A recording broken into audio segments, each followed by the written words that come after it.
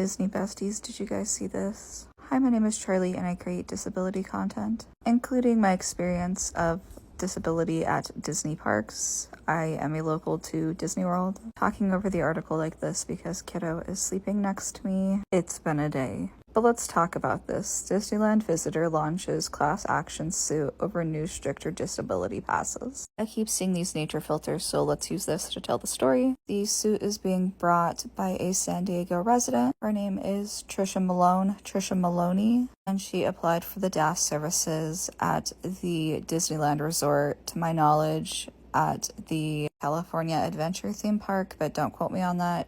But it was a Disneyland request for DAS. I also want to specify, if you want to find this article for yourself, it's by the LA Times. I don't know if there's a paywall. I'll do my best to summarize the entire article. I access my news with the Apple News app, and so sometimes I think I skip some of those paywalls. So again, I'm not sure. I'm not sure if other news channels are reporting on this. I just followed disability as one of my channels on my news, and I really needed to talk about this. There's a part in the article that I feel like is kind of written in a way that I don't like, and I'll just leave it right here. Essentially saying that the disability access service that she wanted would have allowed her to skip lines. I think this should be rephrased, especially from such a large news organization. She doesn't want accommodations. She's asking because she needs accommodations. And she's suing both Disney and the Inspire Health Alliance. I'm assuming the Inspire Health Alliance is the quote-unquote medical professionals. If you guys watched my recent video, you guys would have saw that I just had my first run-in with the quote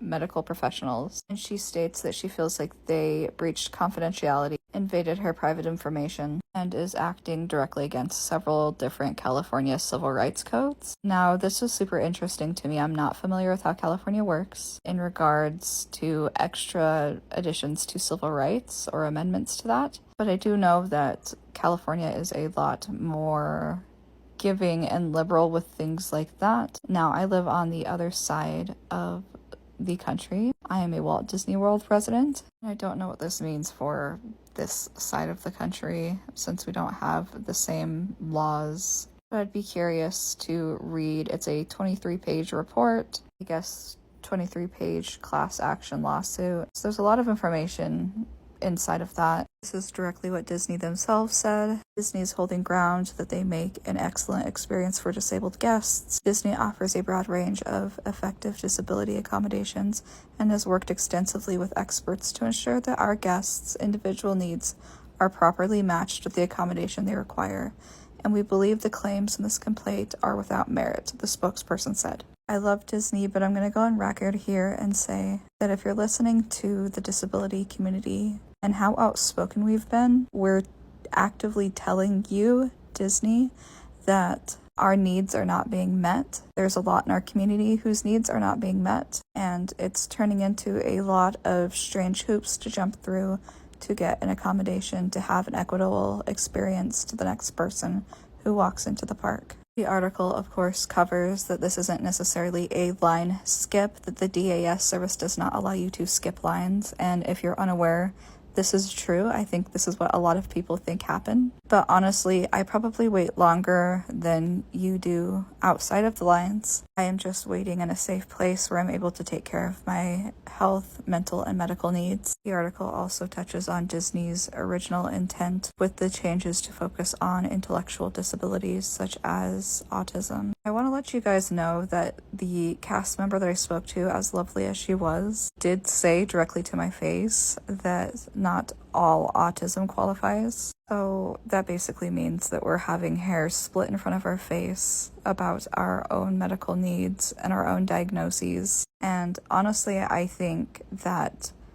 one person could say the same thing as another person and be approved while the other is denied while they have the same needs, because it's so subjective to the cast member that's working. This particular article references that they have had various interviews with the Times, again, that being the LA Times, emphasizing that they have sensory-friendly areas and other accommodations. Again, for a lot of people, these accommodations don't work, and this is something that I've been talking about and meaning to do. I want to so bad spend a day at each of the different parks and go through the listed quiet areas and show you guys what they actually mean. More than not, it's just an area behind a building. And it's not always a well-selected spot. I don't think somebody with an actual disability was consulted on that list. It seems like somebody just kind of like went around and was like, oh, these are our lower traffic areas. And that's kind of what they mean. And some of the accommodations that they offer, again, there's things like return to queue, but a lot of guests are having issues with that, especially if you're in something like a wheelchair. They have difficulty leaving. Some ride operators are not trained to honor it or don't know what to do with it. So it really just depends what experience that you're going to get. And then there's like the family waiting while you wait outside the line. I addressed this in my most recent video. My spouse is my main caretaker. And while I do a lot of things independently, I do need some help in my day-to-day life.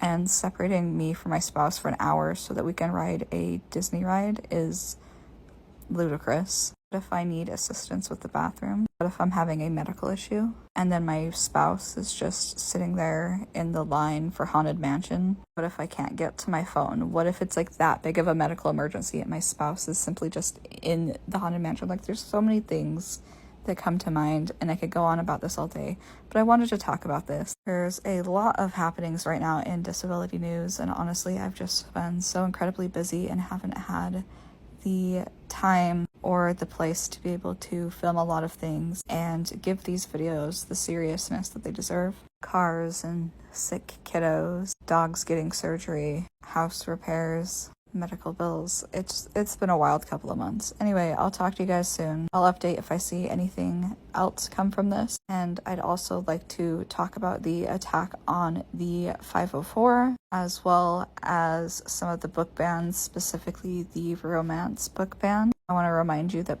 reading is political, even if you're reading romance novels. And if you don't see it as political, I promise you somebody else does. Anyways, I'll talk to you guys later.